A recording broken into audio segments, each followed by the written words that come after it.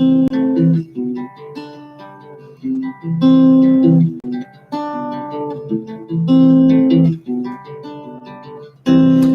up, YouTube? Joe Walker here at Def Digits Guitar Lessons. I'm doing a live lesson right now for my cousin Andy, taking lessons from me, and he's missing today. And I wanted to show him a little bit of fingerpicking. We've looked maybe at fingerpicking a couple times in the past, but not really dug into it very much. So going from scratch here, from the beginning, we're going to build up this fingerpicking pattern from Fleetwood Mac's Landslide, this thing.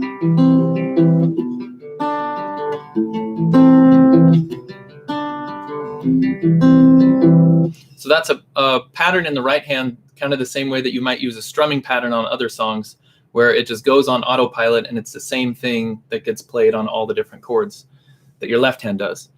So I'll address the chords at the end. We'll focus on the right hand here. Over here is how we're going to start. We need to know how to refer to those different fingers without writing out thumb, index, middle. So in official guitar notation, P is the right hand thumb. If you ever need to use your left hand thumb on the strings, it will probably say in the notation T for left hand thumb. And fingers 1, 2, 3, 4. Those are your left hand fingers. Your right hand fingers are going to be I for index, M for middle, A for ring, and C for pinky. I forget why, but I think those came from maybe Italian names for those digits. But when you see that notation, that kind of notation written under music written for guitar finger style, that's what they're referring to. Use your right hand thumb when it says P. Use your right index finger to pluck a string when it says I, etc. So that's what we're using over here on these exercises. I'll leave this up so you can use it as a reference. P, I, and M are the ones that we're looking at over here. P for thumb, I for index, M for middle. They have assigned strings in this case. They're not allowed to move from their assigned strings. Your thumb is in charge of the low 3 strings. That means the low E string, the A string, and the D string. It's in charge of all 3 of those, and it's not allowed to stray anywhere else. None of your fingers are allowed to come in and get some of those low notes. They have to stay in their own regions.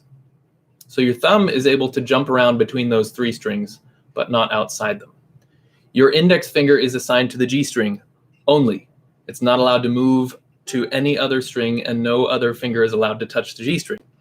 Middle is assigned to the B string only. Same deal, nothing else is allowed to touch the B string.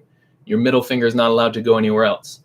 So you can start with them in this, I call it the ready position for finger picking, where you have the tip of your index finger on the G string, tip of your middle finger on the B string, and then your thumb can be, the pad of your thumb can be on any one of those low 3 strings. We're going to be starting with plucking the A string when we actually play something in a minute. So put your thumb on the A string and your fingers there on those 2 strings. As you play, you probably won't be coming back completely to this position, but this shows your fingers where they're going to be going. As you're playing, they're going to be wiggling around like this, and you won't have all 3 of them stuck on the strings at the same time. If we needed the high E string, we would do ring finger on the high E string. So that's part of the ready position, is all 3 of those fingers there and the thumb. But we're not even going to play that string right now, just to keep things simple. So don't think about it, just thumb, index, middle. That's what we need. Exercise number 1 is just thumb. Just your thumb going on beat 1, 2, 3, 4. Your thumb has to skip around between the strings though. We're going to take a C chord as our guinea pig, and your thumb is going to hit the A string, then the D string, and back and forth. A string, D string, A string, D string. You can try this with your other fingers off. Notice that it's hard to know where your thumb is when you're not touching anything. Try it with your other fingers resting on those 2 strings, index on the G, middle on the B, your thumb going back and forth between the A string and the D string. It's a lot easier to feel where it is. And when you do this, you're using the side of the pad of your thumb like that. That's the best angle I can give you on the camera. Just kind of pushing it down towards the floor. You want your thumb to be out in front of your fingers, not back here like this. If someone looks straight on at you and they can't see your thumb, it's in an awkward spot because now you can't use your fingers and thumb very well. They run into each other. So if your thumb is out here, When your fingers are plucking in towards the palm of your hand, then they won't be interfering.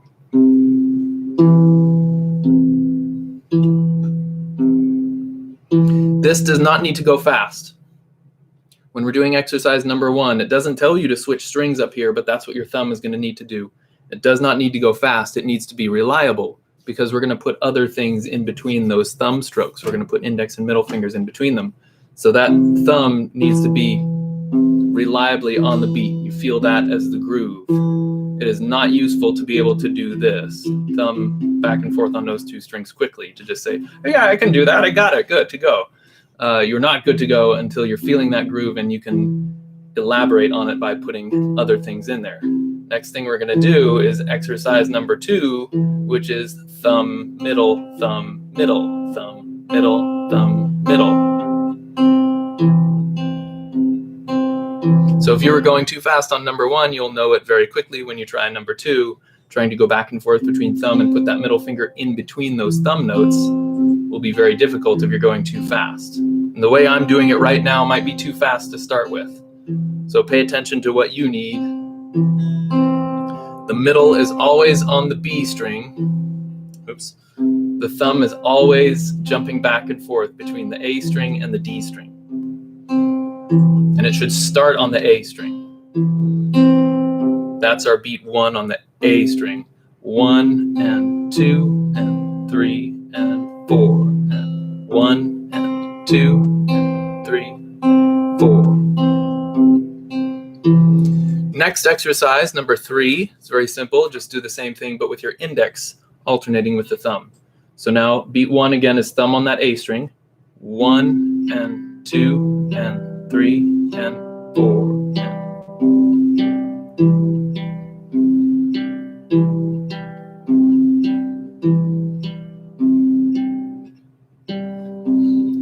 Missed it there, but keep on going if you miss it. If you feel like you can get it the next time around, then don't make the beat stop for you.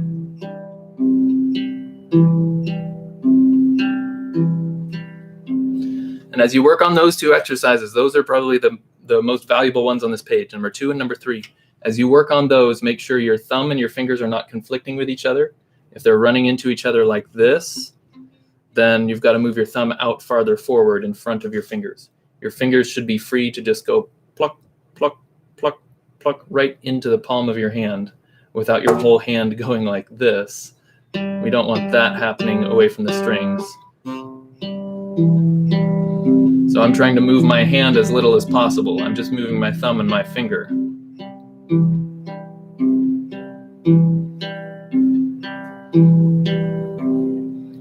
And you can do that on different chords as well, just using a C chord. So if you want to spend more time on those 2, number 2 and number 3, because they feel shaky, then use those on lots of different chords. I'm going to move on to number 4 now so you can see it. This is the landslide pattern. This is exactly the pattern that gets used in landslide. And it's a kind of a combination between number 2 and 3. We've got thumb, index, thumb, middle, thumb, index, thumb. Nothing on the and of 4. So the count is going 1 and 2 and 3 and 4. 1 and 2 and 3 and 4. 1, and we don't have anything on that and of 4. So let's do it very slowly. I'll count out the instructions that you need to use. Remember, your thumb needs to alternate between the A string and the D string. So thumb on A, index, thumb on D, middle. Thumb on A, index, middle. Sorry, thumb on D. Thumb on A, index. Thumb on D, middle. Thumb on A, index, thumb on D. So it's useful to zoom in, maybe do the first half of it and try to make that flow. Thumb, index, thumb, middle. Thumb, index, thumb, middle. And then pause. Thumb, index, thumb, middle. Make those 4 notes flow.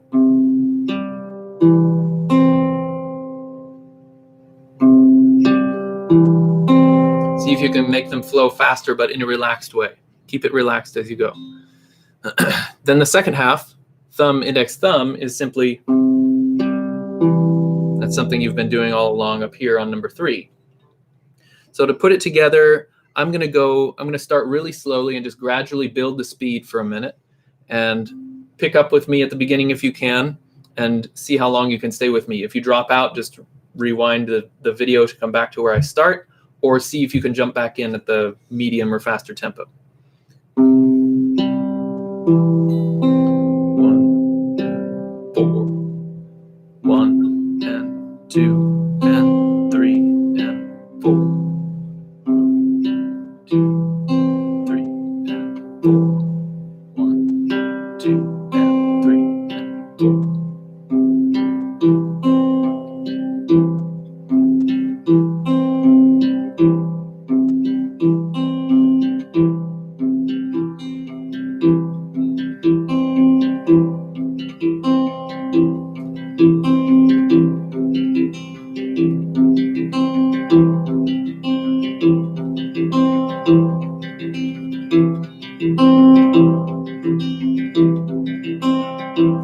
That's probably about the speed of the song.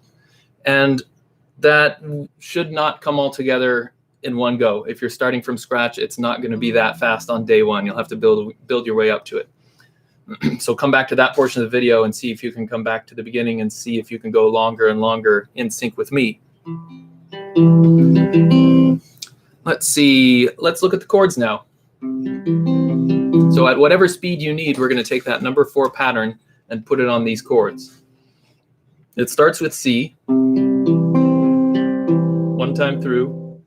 Then we go to G over B, which is like this. First finger on A string, 2nd fret, open D string, open G string, and 3rd finger on the B string, 3rd fret. Those 4 notes. So we do that pattern number 4 again on this.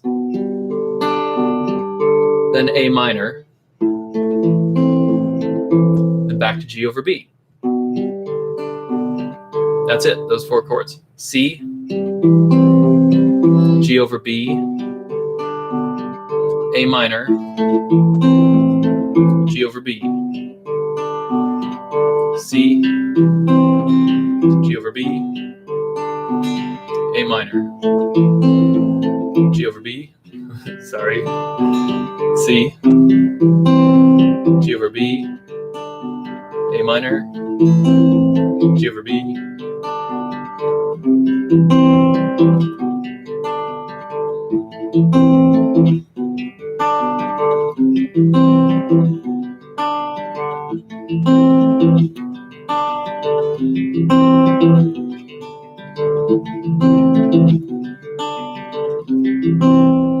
That's the verse of the song. The other parts of the song, chorus, and maybe there's a pre-chorus and a chorus.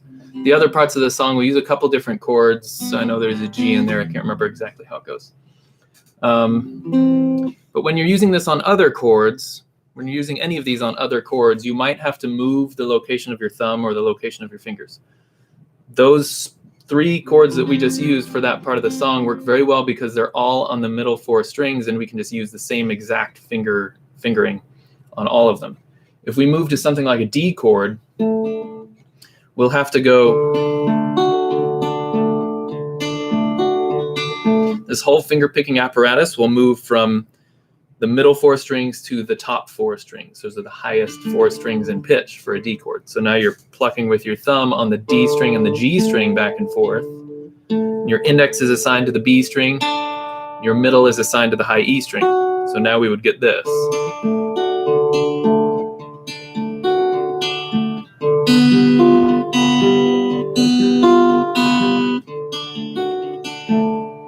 If you move to a G chord, a full G chord, not just G over B that we just used, your index and middle would still stay assigned to the G and B strings. Now your thumb would move from the low E string, that's our bass note that we want to hear first, jump between there and the D string. Like that. So we get.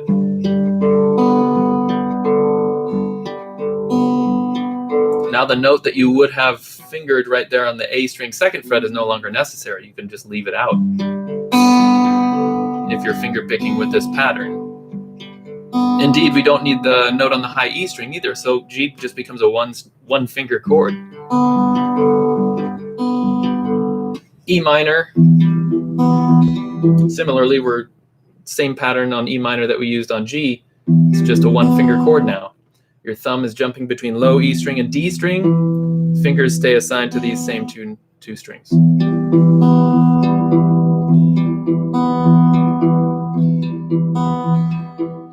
So basically, you look at your chord and figure out where the lowest root is in the chord.